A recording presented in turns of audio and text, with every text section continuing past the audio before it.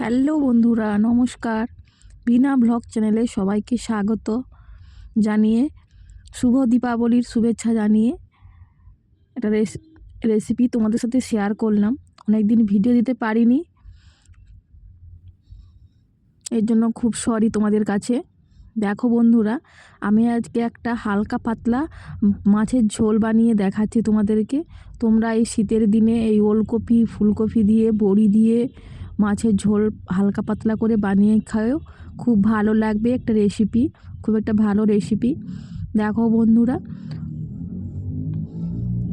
প্রথমে আমি ফুলকপি একটা দেখো নিয়েছি, ছোট সাইজের, দুজনে তিনজনের খাওয়ার মতন। দিয়ে প্রথমে ফুলকপিগুলো আমি খুব ভালো করে কেটে নেব। বেশি বড় করব না, মিডিয়াম সাইজের রেখে কেটে নেব।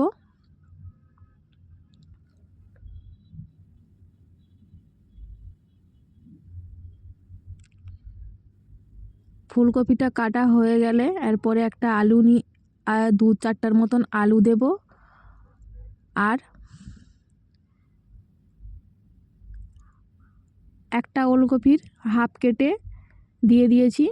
এই ওলকপিটা একটু আলুর সাইজ যেরকমই কেটেছি, যেরকমই ওই রকমইভাবে আমি ওলকপিটাও কেটে নেব, একটু লম্বা লম্বি করে। দিয়ে ভালো করে পরিষ্কার করে ধুয়ে নেব। ধুয়ে একটা বড় বাটিতে করে এটা আমি সেদ্ধ করতে বসিয়ে দেব।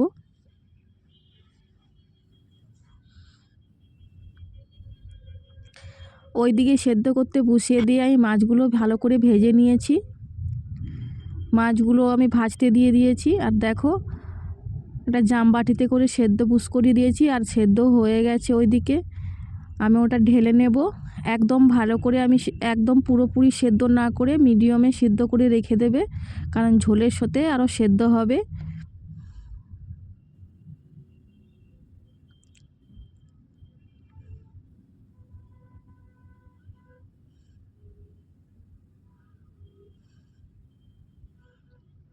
মোটামুটি 5 পিস মাছ হয়েছে। এই 5 পিসের মধ্যে আমি 4টে দেব ঝোলে। এরপর দেখো, কালো জিরে আর তেজপাতা দিব। কালো জিরে তেজপাতা দেওয়ার পর এতে আমি পেঁয়াজ রসুন দেব না, শুধু আদা দিয়েছি আর টমেটো দিয়েছি। দিয়ে এই ঝোলটা আমি বানাবো। দিয়ে আদাটা ভালো করে কষানো হয়ে গেলে টমেটো আর 3টে কাঁচা লঙ্কা চিড়ে দিয়ে দিয়েছি। দিয়ে টমেটোটা গলে এলে ওর মধ্যে আমি ফুলকপিটা দিয়ে দেব। ফুলকপি যে সেদ্ধ করে রেখেছিলাম, ফুলকপি ওলকপি আলু, ওই সেদ্ধটা দিয়ে দেব। দিয়ে ভালো করে একটু কষিয়ে নেব। এই শীতের দিনে ভাত থেকে ধোঁয়া উঠবে, তরকারি থেকে ধোঁয়া উঠবে, যা খেতে লাগে বন্ধুরা, অসাধারণ খেতে লাগে। গরম গরম ভাত আর গরম গরম এই তরকারি, মাছের ঝোল হালকা, দেখবে বন্ধুরা, এই হালকা পাতলা তরকারি দিয়ে গরম গরম একদম এক থালা ভাত উড়ে যাবে। দিয়ে আমি আগে থেকে জলে গুলিয়ে রেখেছিলাম লঙ্কার গুঁড়ো, জিরে গুঁড়ো আর হলুদ গুঁড়ো, দিয়ে ওটা দিয়ে দিয়েছি।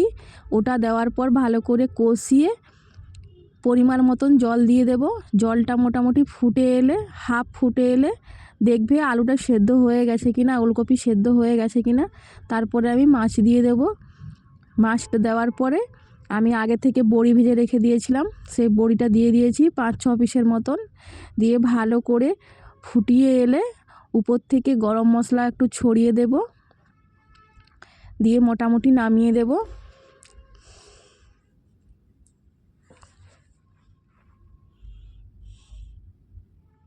একদম রিচ করে রান্না করিনি, একদম হালকা পাতলা করে করেছি। দেখো রান্না কমপ্লিট। এর মধ্যে একটা বাটিতে করে নিয়ে নিয়েছি।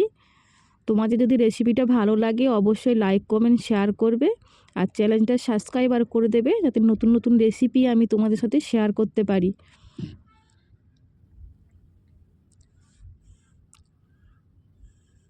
সবাই ভালো থেকো, সুস্থ থেকো।